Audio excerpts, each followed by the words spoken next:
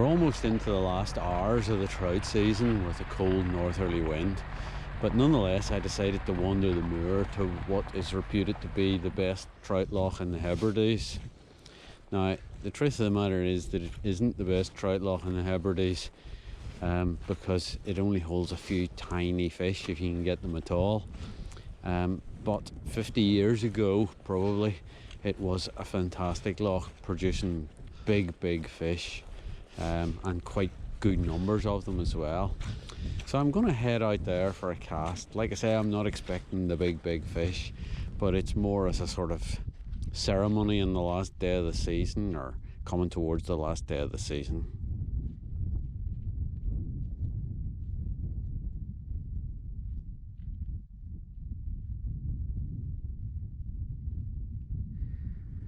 So 2 new sets of laces in the boots, as they've broken yet another pair. They're Altberg boots, and they're not bad boots, but the little loops that the laces go through are rectangular in section, and so they just chew laces.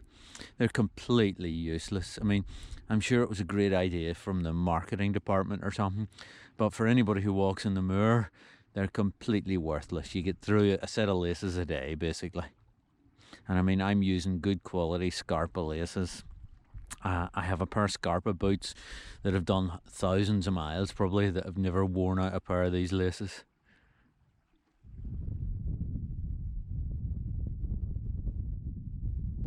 This is the first of the lochs I pass on the way out, and it also looks like a decent enough spot to get the tea on for a wee break, I think.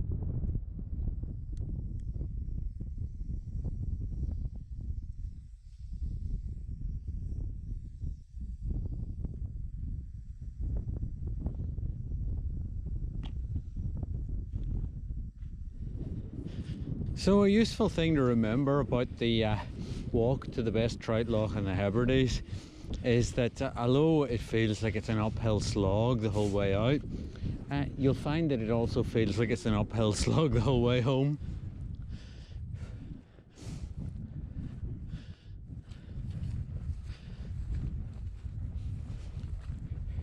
It's 6 hours walk to get out here, but this is what was once reputed to be the best trout loch in the Hebrides.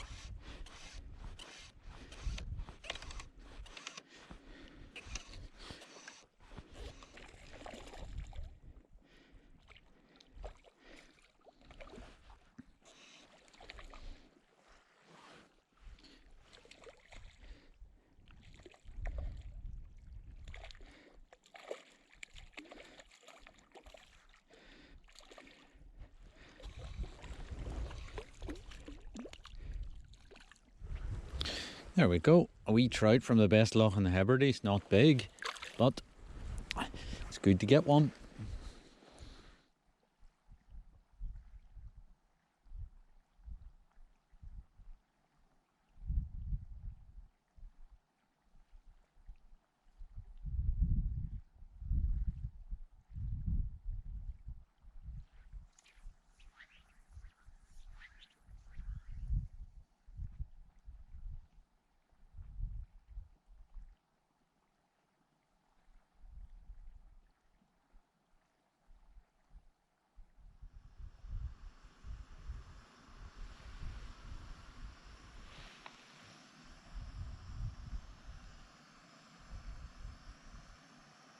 Well, although the wind's cold and northerly, you just can't beat a cup of tea now the sun's come out, and there's a wee bit of heat in the sun still, you know, for a glorious autumn day right at the end of the season. Really, this is what the trout fishing's all about. You just can't beat it.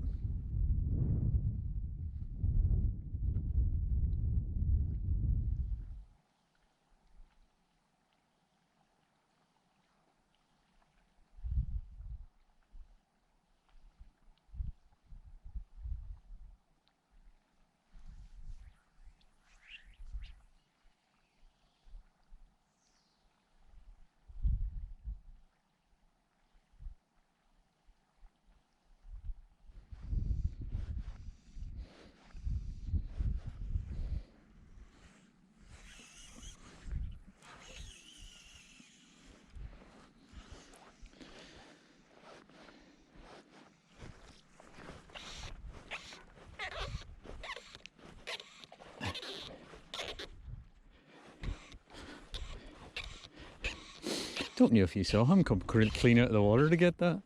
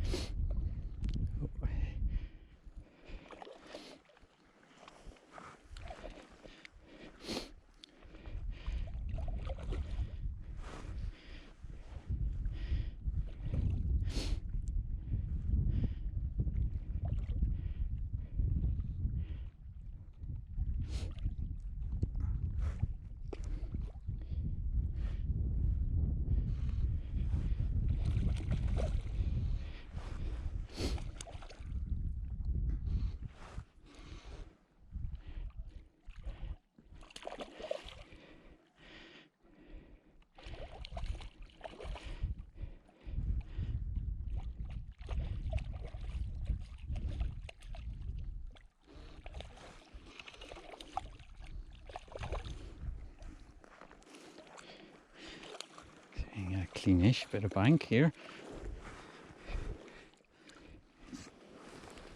So another fantastic trout. I don't know, maybe nearly £2 in him, you know, fantastic fish. And back he goes.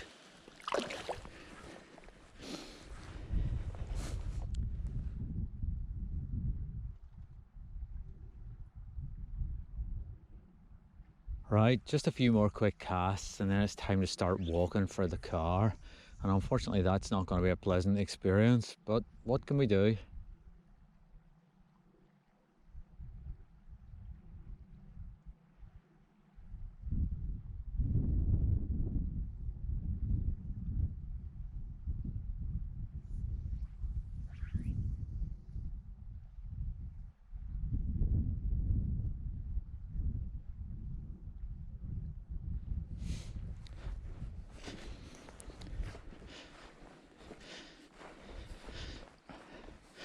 So that's us done with the best loch in the Hebrides. Unfortunately we're going to run out of daylight, so we need to start beetling back. And we did all right, but nothing very impressive. But nonetheless, it's a titanic struggle to walk out here, and that makes it for a great day out because you see lots of interesting things and the whole thing becomes a bit of a challenge, you know.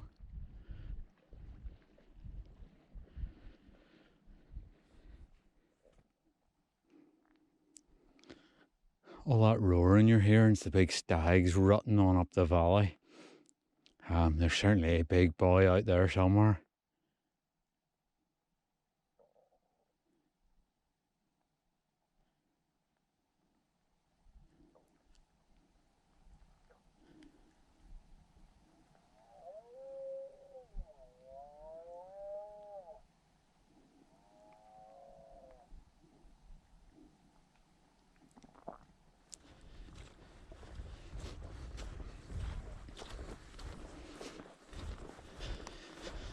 So there we go, leaving the best trout loch in the Hebrides and the rutting stags behind, and heading back towards the car. I only really had a couple hours on the loch because The hours of daylight are short at this time of year, and it takes so long to walk up. And I suppose I could have started earlier, but I don't do mornings very well.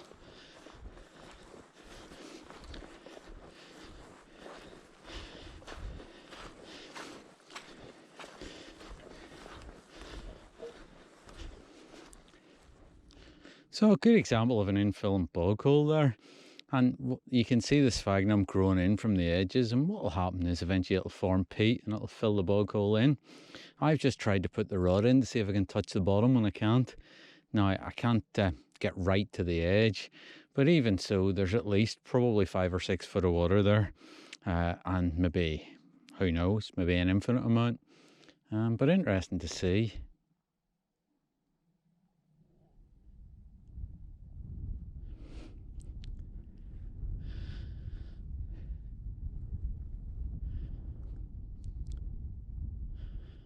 Behind a calf running away into the rainbow. Surprised they're not away up a bit, dealing with the roaring.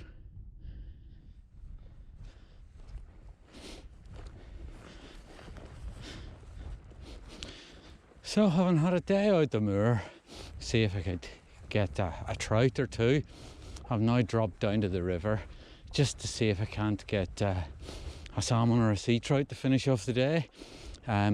This pool looks completely flat calm because I've kind of lost the wind, which is what was allowing me to hear the roaring of all the stags. So it's going to be basically unfishable, but that doesn't stop me putting the flies through it. And there's a certain sort of satisfaction in a day out the moor at trout, and then coming down here and getting a cast for a sea trout. You know, it kind of feels good. But boy, is it looking dead.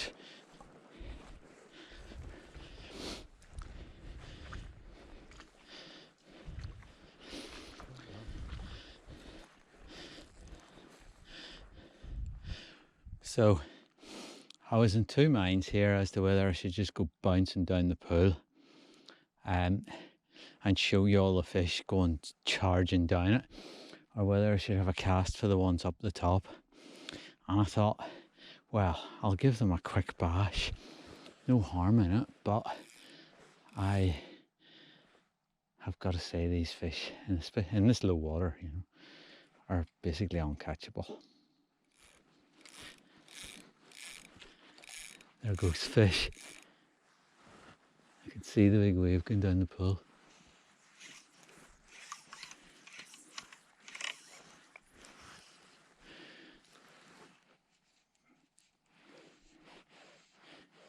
There he goes, see? Oh, look. Woof, away.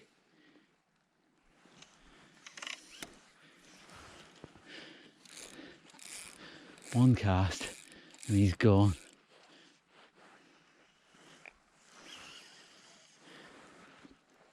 I don't know if you saw him. There's another one away now.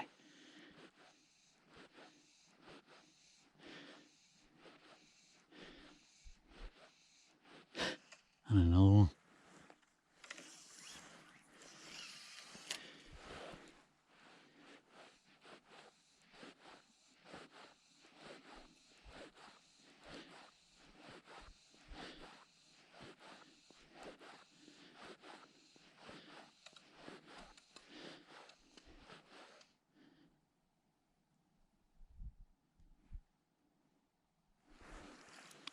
So you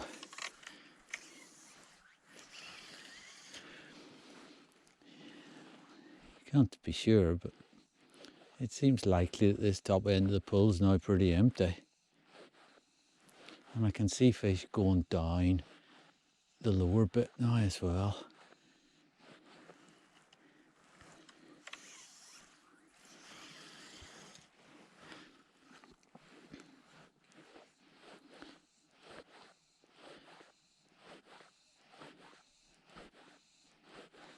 There's another fish that's gone down below the stone and away down the pool. I don't know if you can see this. It's really quite remarkable to watch. You can see them all going down.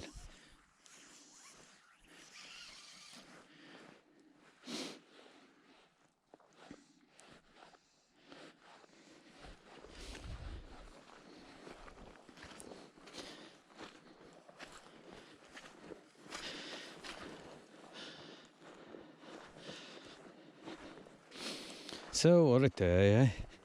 I can still hear the stags roaring in the hill behind me. And we've had fantastic trout fishing. A wee bash at sea trout or a salmon.